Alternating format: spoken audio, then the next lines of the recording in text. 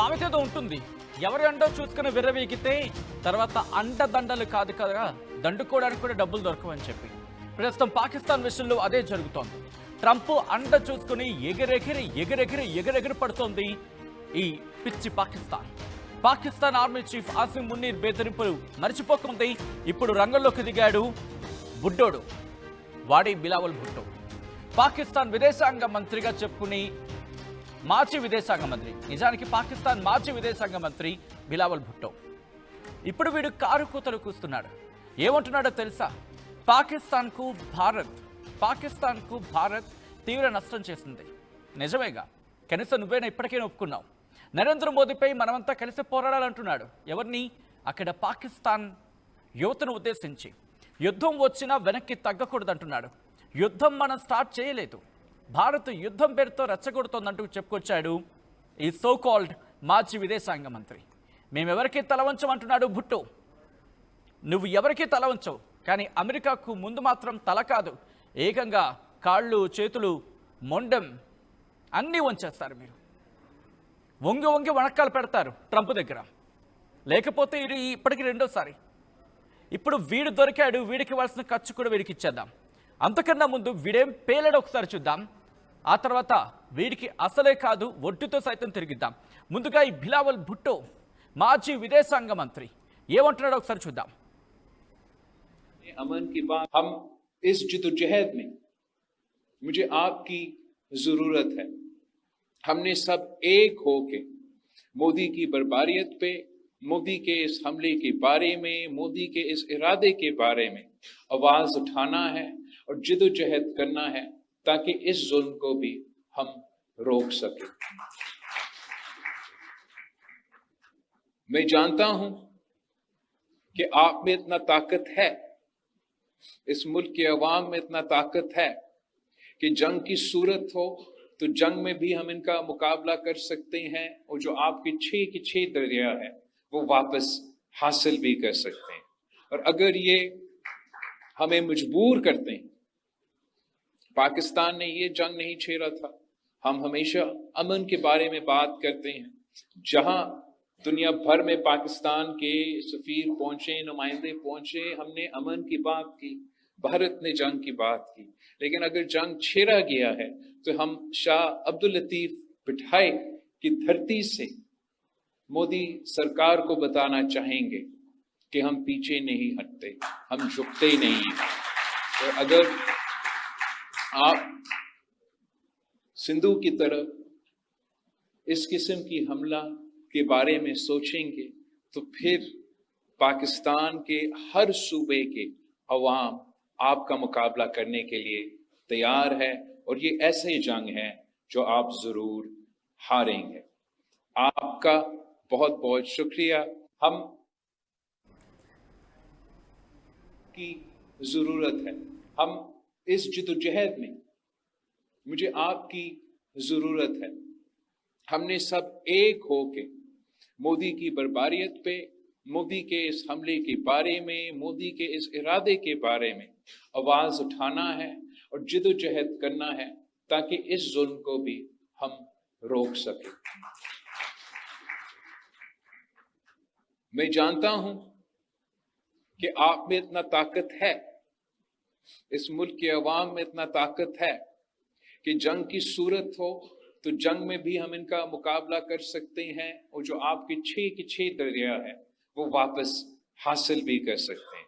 और अगर ये हमें मजबूर करते हैं, पाकिस्तान ने ये जंग नहीं छेड़ा था.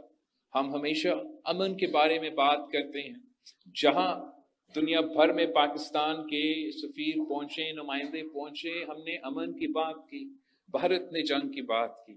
लेकिन अगर जंग छेड़ा गया है तो हम शाह अब्दुल लतीफ बिठाई की धरती से मोदी सरकार को बताना चाहेंगे कि हम पीछे नहीं हटते, हम झुकते ही नहीं हैं.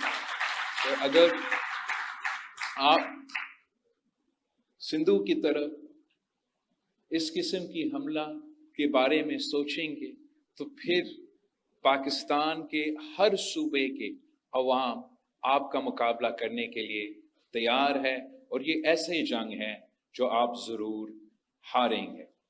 आपका बहुत बहुत शुक्रिया। हम వీడంట మళ్ళీ యుద్ధానికి సిద్ధం కావాలంటున్నాడు. ఆ ప్రగల్భాల్లో చూశారు, వాళ్ళు మాట్లాడుతున్న మాటల్లో కూడా కాన్ఫిడెన్స్ లేదు, భయం వణుకుతోంది. గొంతులో బహుశా నాలుక మాట్లాడుతుందేమో కానీ గొంతులో మాత్రం ఆ భయం తొణికిసలాడుతోంది. వీడు చాలా కామెడీగా అనిపిస్తుంది ఏంటంటే, వీడు యుద్ధానికి వెళ్ళంట. అక్కడ ఉన్న యువతను, మీలో సత్తా ఉంది, మీరు యుద్ధానికి వెళ్ళాలి, మీరు యుద్ధానికి సిద్ధం కండి.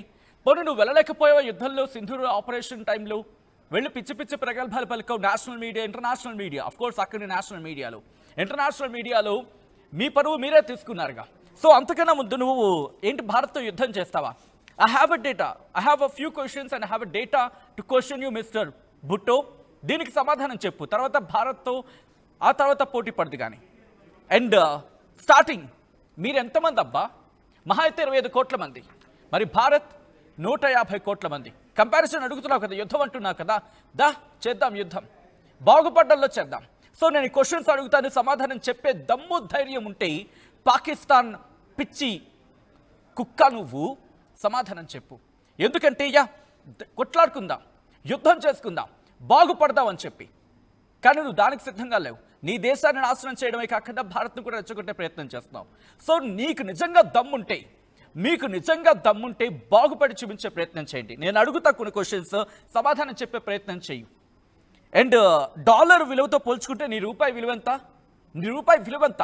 283 రూపాయలు, 283 పాకిస్తాన్ రూపాయలు. మరి భారత్తో 87, పోనీ అటు ఇటుగా చూసుకుంటే పోనీ 90, పోనీ 100. మరి నీదెంతుందిరా? నీదెంతుంది? భారత్లో సగం కూడా లేదు నీ రూపాయి విలువ. ఇది మొదటి ప్రశ్న. రెండో ప్రశ్న mister Bhutto, you should answer for this. What is your foreign reserves as of the data what we are having now? నీ దగ్గర ఉన్న ఫారెన్ రిజర్వ్స్ ఎంత నీకు తెలుసా? నీకు తెలుసారా? నీకు తెలుసా? 14.5 బిలియన్ డాలర్లు. బహుశా నా క్యాలిక్యులేషన్కి వచ్చి అటు ఇటు కావచ్చు. 1,45 కోట్లు, 1,45,000 కోట్ల రూపాయలు మాత్రమే నీ ఫారెన్ రిజర్వ్స్. మరి భారతదేశం సంగతి ఏంటో తెలుసా? 704.89 బిలియన్ డాలర్స్. 704 అంటే నీది 14.5 బిలియన్ డాలర్లు అయితే 704 కొన్ని పాయింట్లు కూడా తీసేద్దాం. నీది 14 బిలియన్ డాలర్లు అయితే మాదంతా 700 బిలియన్ డాలర్లు. లెక్క పెట్టుకో ఎన్ని వంతులు ఎక్స్ట్రా ఉందో. యుద్ధం చేస్తావా? యుద్ధం చేయాలందా? నీ పేదరికంతో యుద్ధం చేయి.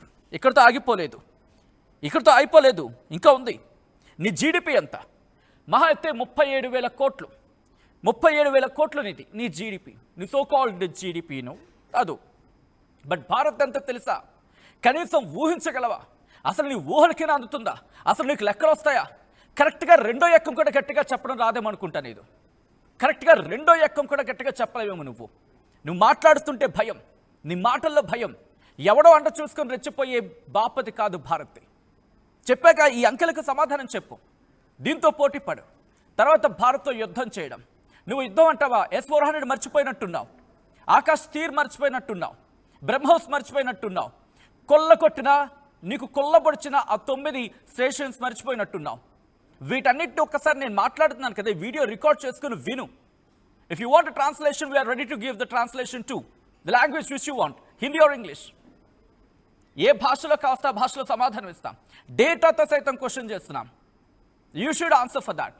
If you want to fight, you should fight with your financial status. నీ దేశం కోసం నువ్వు యుద్ధం చేయి, తర్వాత భారత్తో ఆలోచిద్దు. కానీ దెబ్బతిన్నావు కదా, అమెరికా ఇచ్చిన ఏంటిది F-35 దాన్ని కూడా కొల్లబడుచుంది కదా భారత్. ప్రూఫ్లో సైతం చెప్పిన తర్వాత అంతర్జాతీయ మీడియా, మీరు మీ అంతర్జాతీయ మీడియా సోకాల్డ్ నువ్వు అనుకుంటున్న అంతర్జాతీయ మీడియా మడత పెట్టి మీ దగ్గర పెట్టుకోండి. మీ పర్సెప్షన్స్ ఇవన్నీ మీ దగ్గర ఉంచుకోండి. ఇటు భారత్ చూపించింది, భారత్ చెప్పింది, అంకెలతో సైతం, ఆధారాలతో సైతం. ఎందుకు చెప్పలేకపోయారు? ఎంతవరకు చెప్పలేకపోయారు? ఇప్పుడు మీరు అంటారా మళ్ళీ ఏమని? అక్కడ వాడు అండ చూసుకుని రెచ్చిపోతారు. ఎవరి సంగతో మీకు తెలుసు, నేను చెప్పాల్సిన అవసరం లేదు. మీ ఆర్మీ చీఫ్ వెళ్తాడు, న్యూక్లియర్ అంటాడు. అరే న్యూక్లియర్ బ్లాక్మెయిలింగ్ नहीं चलेगा भाई, हो गया, वो जमाना हो चुका है, న్యూక్లియర్ బ్లాక్మెయిలింగ్ नहीं चलेगा, బస్ బక్వాస్ బంద్ కరో. ఇక్కడ నుంచి మీ ప్రగల్భాలు మానుకోండి. అండ్ దాంతోపాటు ఇంకా అంటున్నావు కదా డిఫెన్స్కి సంబంధించి, నేను ఆ లెక్కలు చెప్తా. ఇది నీకోసం యుద్ధం నుంచి రెడీగా ఉంది నా దగ్గర. ఏమిటంట నువ్వు? మిలిటరీ ర్యాంకింగ్స్లో నీ పరిస్థితి ఎంతో తెలుసా? 12వ స్థానం నీదైతే భారత్ది 4వ స్థానం. చెప్తున్న లెక్కలతో సైతం యుద్ధానికి తలపడాలంటే ముందు బుర్రతో పనిచేయి. బుట్టో బుర్ర పెట్టి పంచే, బుర్రతో పంచేయి. బుర్ర లేకుండా ప్రగల్భాలు పలికితే నీ వాళ్ళు నిన్ను చొప్పించి కొడతారు. నీళ్ళు ఆపేస్తారా? ఎస్, ఆపుతాం.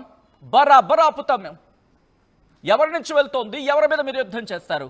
ఏంటంటే ఆ డ్యామ్ని బాంబులేసి పగలగొడతారా? టచ్ చేసి చూడండి. నీకు నీ తోకగాడికి రెండిటికి తోకలు కట్ అవుతాయి. టచ్ చేసి చూడండి ఒకసారి.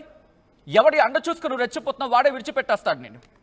ఒకసారి ఇదే అంశానికి సంబంధించి వాడు మళ్ళీ ప్రగల్భాలు పేలాడు ఈ సోకాల్డ్ భుట్టో.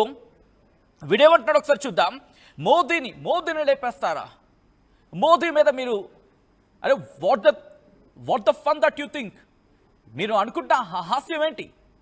భారత ప్రధానిని టచ్ చేస్తారా? అరే మీరు ఆ పదాన్ని మీకు ఆలోచనకు వస్తేనే మీ వెన్నులో వణుకు పుడుతోంది.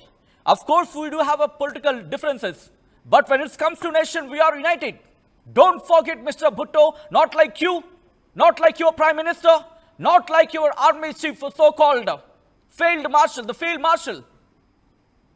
And we are not ready to listen to your words, guys. Just think. మాట్లాడే ముందు ఆలోచించండి. మీరు మా జర్నలిస్ట్ అడిగే ప్రశ్నలకి సమాధానం చెప్పలేకపోతున్నారు. మేము అడిగే ఒక సింపుల్ క్వశ్చన్స్కి సమాధానం చెప్పలేకపోతున్నారు.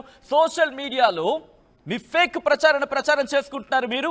అండ్ మీరు మాతో పోటీ పడతారా? Do you have guts about your country, for the development? Can you do that? Development విషయంలో నువ్వు నీ దేశంతో యుద్ధం చేయి, తర్వాత పక్క దేశం గురించి ఆలోచిద్దు కానీ.